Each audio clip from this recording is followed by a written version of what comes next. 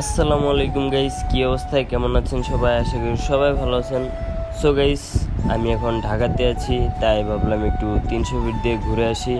আমি এই পর্যন্ত 300 ফিট হওয়ার পরে যাওয়া হয় নাই, তো আমিও ঘুরে আসি, আপনারাও দেখেন। তো বাসার থেকে সকাল সকাল বের হয়ে গেলাম, 300 ফিটে যাব।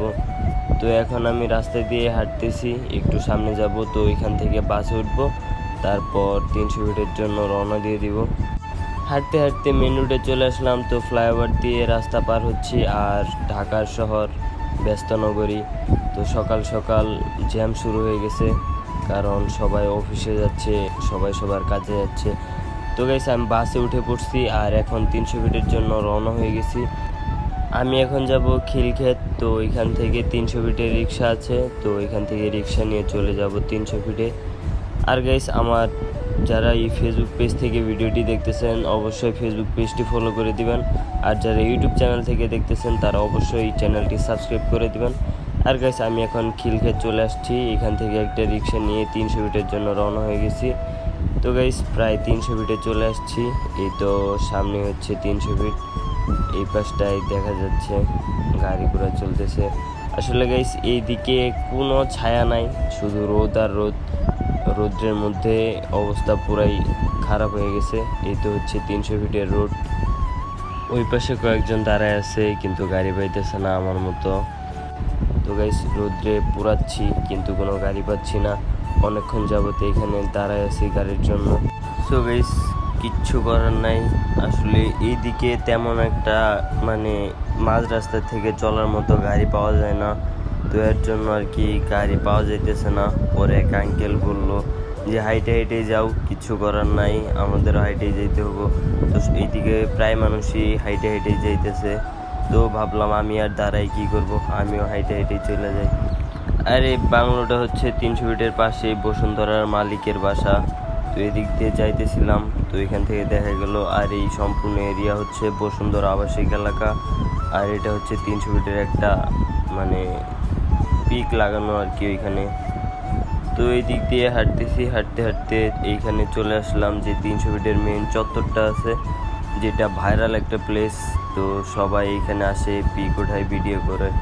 তো হাঁটতে হাঁটতে এর জন্যই এতটুকু হাঁটতে হলো এই জায়গাটায় আসার জন্য। তো অবশেষে চলে আসলাম এইখানে। আসলে আমি এমন একটা টাইমে গেছি যে টাইমে তেমন একটা মানুষজন থাকে না।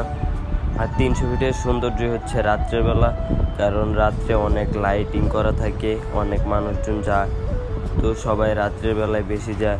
আসলে আমার সময় ছিল না রাত্রে যাওয়ার জন্য, তো এর জন্য আমি দিনের বেলায় চলে গেছি। আর দুপুরবেলা ছিল, এর জন্য আর কি তেমন একটা মানুষ ছিল না, আমি একা একাই ঘুরে আসছি। আমার মতো রোদে কারোর পুরার ইচ্ছা হয় নাই, তাই কেউ যায় নাই, তো আমি একা একাই ভিডিও করতে গেছি। তো রোদে অবস্থা পুরাই শেষ। আসলে বেশিক্ষণ থাকি নাই, কারণ এখানে একা একা ভালো লাগতেছিল না। আমি একাই গেছিলাম, কারণ আমার কোনো সঙ্গী ছিল না। কিচ্ছু করার নাই, সবাই একটু কাজে বিজি ছিল, তো আমি একাই ঘুরে ফিরে তো চলে আসছি পরে। তো ওই পাশটায় হচ্ছে যে গোল রাউন্ডটা আছে, ওই রাউন্ডটা, তো এটাই হচ্ছে সেই ভাইরাল প্লেস।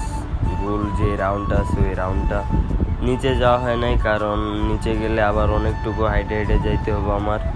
আমার তো কেউ নাই, তাই আমি নিজেই ভিডিও করতেছি। তো একা একা আসলে যেই সমস্যাটা হয় আর কি। তো এখন আর বেশি দেরি করব না, এখান থেকে চলে যাব, কারণ অনেক রোদ। ঢাকাতে 42 ডিগ্রি তাপমাত্রা, আর এইদিকে তো কোনো ছায়া নাই। আমার অবস্থা পুরাই 12টা বেজে গেছে, কারণ যেই পরিমাণ গরম, এর মধ্যে দাঁড়ায় থাকা, রাস্তার থেকেও তাপ উঠতেছে, সব দিক দিয়ে পুরা 12টা বেজে গেছে। কিচ্ছু করার নাই, ঘুরতে গেছিলাম, ভাবছি মানুষজন থাকবে হয়তো, কিন্তু নাই। যাই হোক, আমার ভিডিও আমি একা একাই করলাম, তো করার পরে চলে আসছি। গাইস, ভিডিওটি কেমন লাগলো অবশ্যই কমেন্ট করে জানাবেন। গাইস, যারা ফেসবুক থেকে দেখবেন ভিডিওটা অবশ্যই পেজটি ফলো করে দিবেন, আর যারা ইউটিউব থেকে দেখবেন অবশ্যই চ্যানেলটি সাবস্ক্রাইব করে দিবেন।